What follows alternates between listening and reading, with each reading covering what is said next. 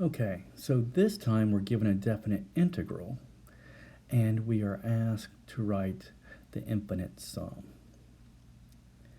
Well, again, if we're asked to do something like this, we have to have our definition. Okay, so like when making a note card for that final exam, good to have the definition on there because you really want to start with that.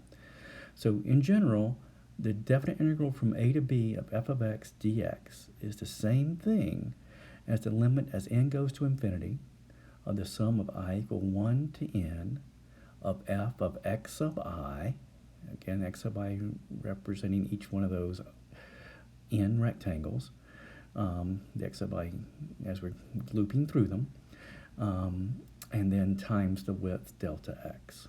Okay, delta x is b minus a over n, and the x sub I is a plus delta x sub I. Okay, so first, this delta x. Well, I've got pi minus 0 over n. Okay, so that's just pi over n. So I know for my infinite sum, I just have a delta x of pi over n, so that's going to go in place of the delta x in my infinite sum. I know also that my a is 0. Okay, my delta x is pi over n, so my x sub I is just pi over n times I.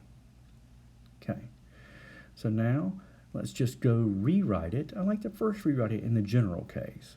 So that'll be the limit as n approaches infinity of the sum I equal 1 to m,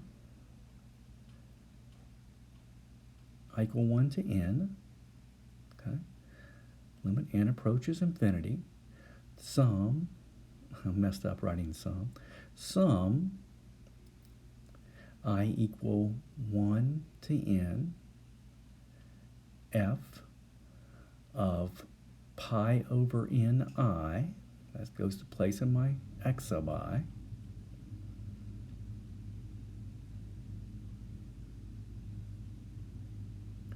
times my delta x, which is pi over n. Always nice to write the general first.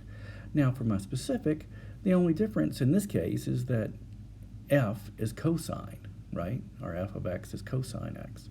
So we'll just go replace the cosine x, the cosine for f, and we have our infinite sum for this particular case. So the definite integral from 0 to pi of cosine x dx is equal to the limit as n approaches infinity of the sum I equal 1 to n of cosine of pi over n I times our delta x pi